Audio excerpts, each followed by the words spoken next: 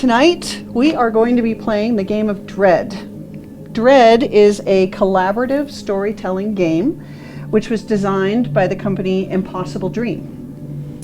This game revolves around a block tower. I'm the game master. I shall lay out a narrative, and the players tonight will respond or react to the story as it is being told. So at any time, players can ask questions, they can interact with the storyline, or they can converse with each other about the story. As they attempt any questionable or risky actions, I will require them to pull one or more blocks from the tower. If the tower falls while a block is being pulled, the player will die or suffer some grisly fate worse than death. So basic rules of Dread are: a successful pull from the tower will mean a successful outcome. If you pull blocks out and you do not knock the tower down, you will have successfully accomplished your goal. Refusing to pull from the tower means you will fail at whatever it is you hope to accomplish, but you will not die. You may choose not to pull, you will not accomplish your goal, but you will remain in the game, but you might suffer some kind of penalty. At any time, you can abandon a pull. So if you start to pull, you can declare that you're not going to continue. That will also mean a failure of whatever it was you were trying to do, but you will not die. So you can change your mind and not pull a block, but you will not accomplish your goal. If you knock the tower over, this will result in your removal from the game. If the tower tumbles over, that is when you will die or suffer some fate worse than death. One thing to remember is that at any time, you may choose to intentionally sacrifice yourself and knock the tower over. So in other words, you could make a heroic sacrifice for the benefit of the team.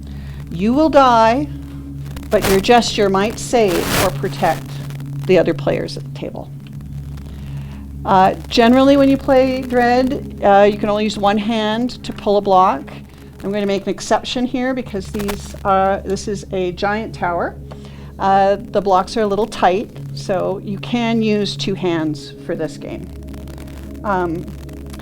You will only have been successful in pulling a block when you've placed it on top of the tower. So it's going to get pretty tall. You might have to stand up, and you're welcome to walk around and approach the tower from any angle. Are you ready, players? Yeah, indeed. Yes. Okay. Do you notice how she said the player will die and not the character? Just wondering if I wandered into a You trap. will be taken out and shot. All right. Missoula, Montana, in the western Rocky Mountains, sits in an ancient valley carved from the lapping waters and catastrophic flooding of an ancient glacial lake. A long canyon breaks to the east, called the Gates of Hell by the Salish, and named Hellgate by the Europeans who followed. The Missoula Valley was a hub of the Rockies for the First Peoples, then the site of a military fort as Europeans marched west. It became a trading post for miners, loggers, and pioneers, and once the railroads came, a crossroads for the American West, linking east to west, north to south. Today, Missoula is a college town of 70,000, home to the University of Montana.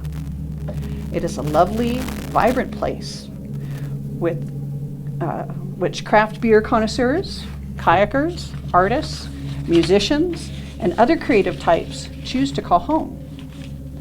Panning over the downtown, you will see galleries, pubs, museums, boho retail, and public art on every corner. And shining like a beacon rises Missoula's latest joy, the brand new public library. 4 stories of white stone, glass walls, and shining metal.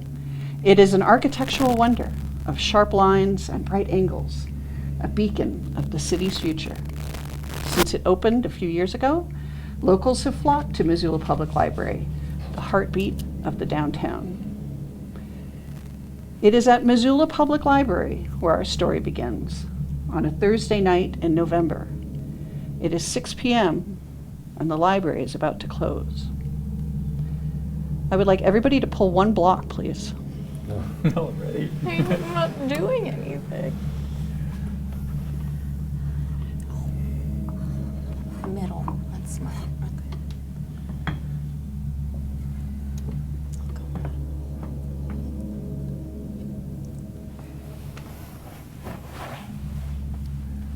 None of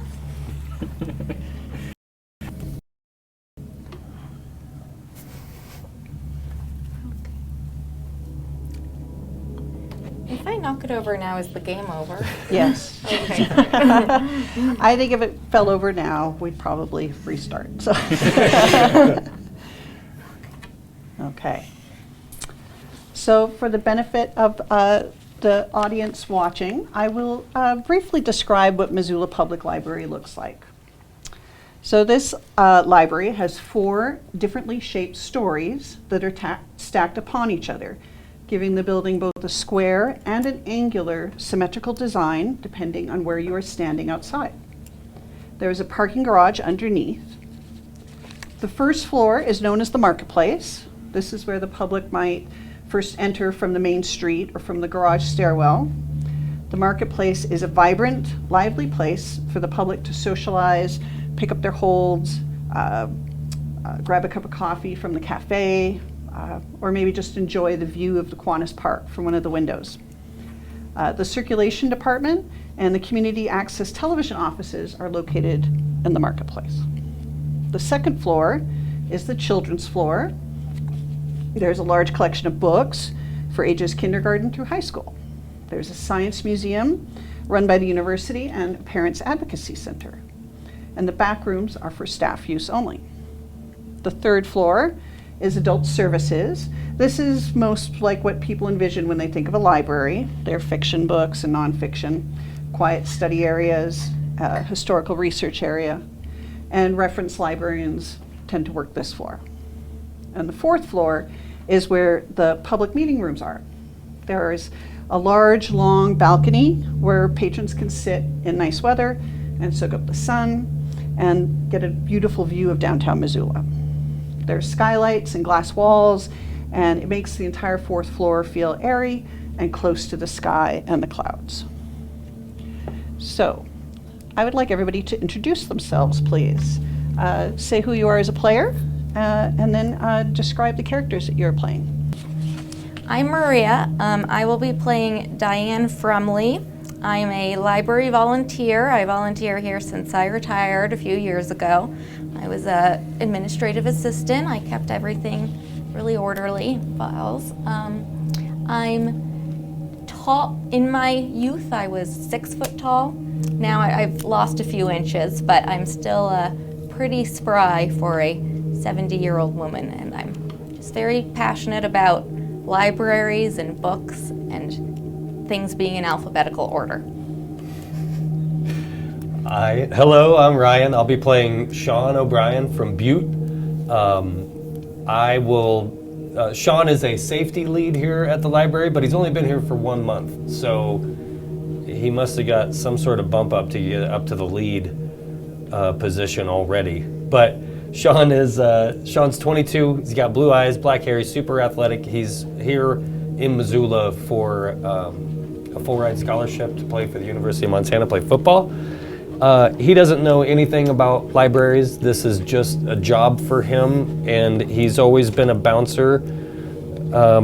Essentially, this is like bouncing, but different. So he took the job. I am Brian, and I'm playing Malcolm, the IT guy, who is very not athletic, gets winded going up a flight of stairs, but is an expert in all the technology in the building, lighting, sound, computers, all that sort of thing. Really good at working behind the scenes and keeping everything running. Greetings, I am Lucas. I will be playing Jan Itor, the janitor who knows the building like the back of his hand. He's been working here since it was built. He has a very scruffy but forgettable face of sort of difficult to gauge his exact age, but his clothes are practical but well worn. In general, he tends to fade to the scenery, which is just the way he likes it because he's not particularly a people person. All right. Well, as I said, it is a Thursday evening in November. It is just coming on 6 o'clock at the end of a very stressful day. In fact, it's been an incredibly stressful work week. The library has been understaffed all week. At the beginning of the week, most of management suddenly announced that they were going to be attending a retreat, and they all left except for the assistant director, Elizabeth. She was still here, but staff were just dropping like flies all week. As each day passed by, you were more and more fewer people here to serve the public. On Tuesday, you lost Crystal, who's a librarian. She's also the interlibrary loan technician. She called in sick. Then on Wednesday, Joshua called in sick. He works in IT, but he often helps out on the floor and serving the public. And then this morning, Maria called in sick, which left everybody really short-staffed. So since noon, it's really just been John, who is a lead worker in the circulation department, and your boss, Elizabeth, and trying to run the library. And so all four of you were called upon to help out in ways that you are not comfortable with. Malcolm, you were asked to go out and work the floor, not something you normally have to do, but Elizabeth said you needed to pull your weight, and so she put you out there. Sean, you might be new, but she was like, you need to be out there, you need to be helping. You're going to have to go outside your comfort zone. You're going to have to actually help with the library. Jan, she even told you that you could disregard cleaning the building. She needed you to serve the public. So you need to get out there and pull your weight, make sure that the people of Missoula got the library services they want. And then she actually came to you, Diane, and said, I know you don't work here, but if you could just maybe touch base with John and see how you could help out, I think he'd really appreciate it. I would love to. Well, and the thing is, throughout all of this, John has just been great. He's been one of those people at the library who you can always rely on. He's just really friendly. He's very competent.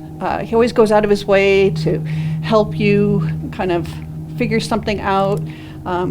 He's, a hard worker, and you all feel really friendly with John. So you've helped out more because John needed you than because Elizabeth asked you to. But it's been weird because Elizabeth's, despite all this, she's been really joyful, almost cheerful about the fact that it's such a high stress day. So, the four of you have kind of felt pressure and stress. It's been disconcerting to see somebody running around feeling almost gleeful or joyful, cheerful, strangely happy. To make matters worse, the public has been acting very strangely all day. Everybody seems really short-tempered. You've had a lot of confused people. It's the general public coming in. You're always going to have some variation on the types of people that come to the library. But it just seems like people have felt a little frenzied. There's been this kind of weird tension in the air. And there's been this storm rolling in. There's no rain, but it's been quite windy outside.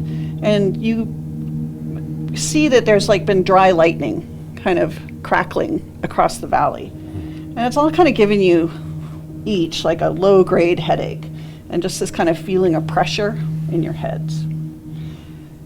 Because of the lightning, probably. You've had all these kind of flickering micro outages all day long. Systems having to reboot, lights kind of going on and off. So it's hot in the building, then it's suddenly cold. Malcolm, a lot of the equipment hasn't worked right. It's not my fault. You've noticed like the walkie-talkies, when you try to use them, are kind of full of static. When you try to use the phones, like sometimes they've been dead and then they come back on again. And the PA system in the building keeps crackling and emitting all these kind of like loud feedback sounds. So it's with the lack of staff, the strange behavior of a lot of the people coming in, and then these weird building and systems problems, it's just been a really awful day. So it's now 6 p.m. and the library is going to close. And John comes and thanks all four of you and says he'd like to buy you a beer after work. So would the four of you like to go down to the Union Club and get a beer and talk about the day? Yeah. I know I'm interested. Full moon tonight. Well, I had planned to go play some video games by myself with a pizza, but I suppose I could stop by for half an hour or so. Well, Yes, as when you're drunk. getting ready to go and you're locking up the building, you see John talking to Elizabeth. And he comes over and he says that Elizabeth's asked him to stay and help her move something. So he asked that you just go down to the Union Club and he'll meet you there as soon as he's done. So, All right. as you leave the library and start walking down Main Street towards the Union Club, the first thing that strikes you is you can hear so many sirens in the distance, right? Like you can hear fire trucks and like sirens from police cars, etc. Man, You- something's going on. You Sounds can exciting. kind of feel like you can hear people yelling, like in the distance, like loud voices coming. From what direction? Hard to tell, like Yeah, just maybe okay. a few blocks away. You can hear Okay. some yelling, maybe coming from the park. You smell this kind of strong ozone smell in the air. And when you look up, the sky has this strange purplish cast to it that kind of illuminates all the high clouds up around Mount Central. And then you feel this blast of wind come from Hellgate Canyon, which is strangely warm for November. When you go to the Union Club, Cal, the bartender, is there, and she is really glad to see you guys. She loves library staff. And the first thing she says is that it's been such a weird day. I mean, people have been on edge. There was this big fight that broke out in the bar, and she kind of points over where there's like a broken cue stick from the pool table. Whoa. But she gets you your beers, and you sit and wait for John. So, Do you want me to take care of the pool stick for you? It's a bit of a hazard there's lying around. Oh, I think we'll be good. I've got, well, yeah. You could throw it. We'll just throw it in the garbage, I think. They're broken now. Happy to oblige. Could I get a straw? You sure can. Thank you. Also, new guy, did you ever ask what happened to the last safety lead? no, I just figured there was some turnover. Is there something I should know? I'm sure it's fine. Oh. Huh. Well, yeah, I did notice though, everybody was acting a little more today. Like, turned up a little more. It's a library. They need to be trimming down. Yeah. But maybe that was just the stress of the day of being asked to work the floor, which that's not really, I can work the sports section. There's a sports section here, right, in the library? Just saying, the technical difficulties, when we had the card catalog, that was an actual catalog of cards, we did not have this issue. As I said, it was not my fault. I restarted everything many times, and if one more person tells me how the printers don't work, then I'm going to lose it on this. I don't think we should have printers. Well, as you're sitting in the Union Club, you notice every once in a while, like the lights kind of flicker, like these kind of like micro power outages, like shoo, shoo, and then it comes back on again. But it seems to be a problem at the Union Club as well. Whatever you were experiencing at the library is happening here too. How long shall we wait for John? I mean, we've all got stuff to do, right? Well, Cal brings you all over another round of I'm drinks actually and supposed says to be that cleaning they're the on her. library. Thanks Oh. for coming by. Well, thanks, Cal. That's well, you could stay for one more, sure. So it's about by the time you got to the Union Club, it was probably about 6:20. So you've now had like a couple beers. Who amongst you thinks that you are like would be in contact with, like, have John's phone number? Because you're noticing now that John has not shown up. It's like been 2 beers and John didn't come. I would. I have everyone's phone number. I'll go ahead and bring up my cell phone and give him a call. All right. Well, you notice that you've missed, when you try to make the call, you notice that you don't have any cell service. No, that your call won't go through. It just drops immediately, like you dial the number and then you just goes, and it doesn't connect. But you see that you've received some texts that you missed. And all 4 of them are from John. I wonder why it didn't buzz. I go ahead and bring up the text messages. So the first one was about 15 minutes, 20 minutes after you left the library. And it just says, "Hey, you still there?" And then about another 15 minutes later, there's a second text from John. And it says, "Something wrong on 4." About 15 minutes after that, you get a text that says, "EJ not right." And about 10 minutes ago, you got a text, and all it says is "help."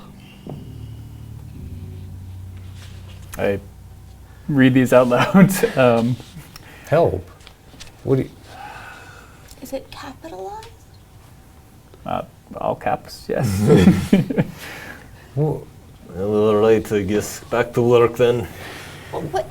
EJ not right? Like, what's that mean?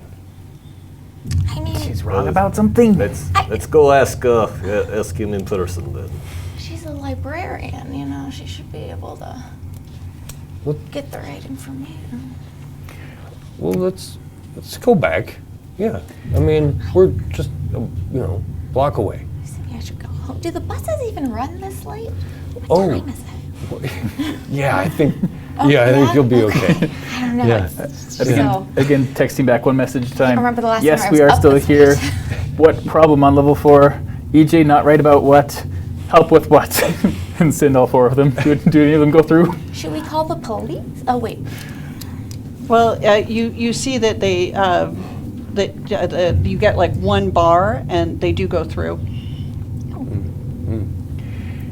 Well, we could just wait to see if he Should texts we back. call? Oh, Hey, no. I need to be This signal's not start working. cleaning building anyway. I will head over. How about we... I'll go back with We you. split the party. Should I'll we, go back we with could you. ask the bartender, do you have a landline? You know, it hasn't been working almost all day. Every time I try to connect. But I mean, earlier when we had that fight in the bar, Have you tried turning it I off tried and to on call again? 911, and I did get through. But it was the weirdest thing. When I told them that, like, the people were brawling in the bar, Yeah. they said that they were overloaded and that they'd try to send a cop car, but they didn't know if they'd be able to, and that I should just be patient. What are our taxes going to? The surveillance state. The way people are acting today, maybe we should just go back. I'll go with you. Why don't we all just go Okay, home? fine. Okay, fine. I'll go with Fine. you, Jan. I don't... I mean, if you don't No, it's feel just... like no. I've just... My husband died a few months ago. Oh, well, 8 months. Condolences. yeah. Yeah. Sorry. you're He gonna go still check like on drives John? me to and from the library. I don't drive, so now I've been taking the bus. So Oh. I'll just go with you guys because getting kind of dark. Yeah, been dark. we can. So late. We'll take. You'll be safer with us. It's about 7:45, so Oh you're my right. It is getting dark out. yeah. It's, So dark. it's, In November. yeah, and when you walk outside, that storm has definitely come. It's still not raining. It's dry out, but those high winds are just kind of like racing, and you can see all the treetops are kind of swaying. And those heavy clouds that you'd seen coming from Hellgate Canyon have now kind of like started to roll over the valley. The first thing you notice is that there are more sirens. When you come outside, they just seem closer. And as you turn and look down Higgins, you watch as like 3 cop cars just blast by going down Higgins, followed by a fire truck. So as you start walking back up towards the library, you see that you hear thunder rolling kind of across the valley as you're walking.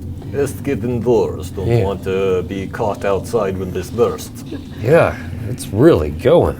Let's just go in the staff entrance. We'll pop in the elevator and head up to the 4th floor and see what John is. He still hasn't gotten back to me. Huh. Help. John, are you there? Do you think it's safe? Yeah. I mean, what could John need Well, help with? you're the safety lead. Yeah. I mean, it'll be safe once we're inside. You lead, Yeah. and then we're safe. Well, yeah. Great. I was thinking though, but once we get in there, maybe stay out of the elevator if there's power problems. I mean, I have to climb all the way up to level 4. No, you're right. We should just take the elevator. Let's just take the elevator.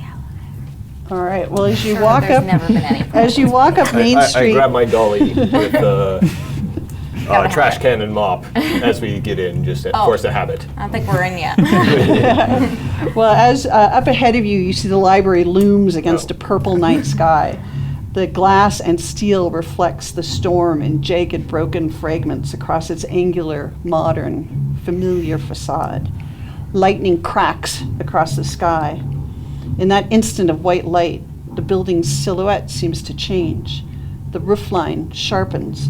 The upper floors almost seem to have like folded inward upon themselves.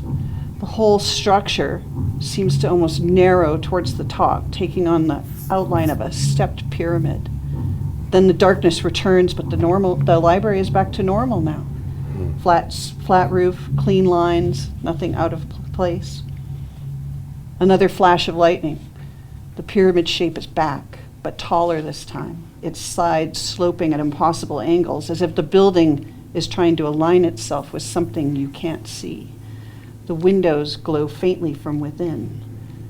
The thunder fades, and the shape collapses back to the familiar library that you know. Did you guys? Anybody else see that? Or Trick of light. Must need a new prescription. I'm just looking at my phone this whole time. I know. it was the library, but I it just had an wasn't the optometrist library. appointment. Yes, it's lightning with flashing, causing trick with shadows. Oh, yeah, that makes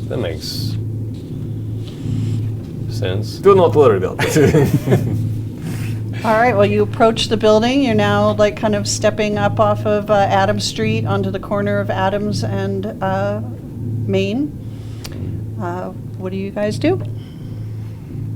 The staff entrance is around the other side, so let's head over to Jefferson Street, Okay. walk along the front of the Yep. building, and hook a right back to the book drop drive-through area where the staff entrance is. Do we see any? Can we see anything when we look in through the front as we walk past the front of the building?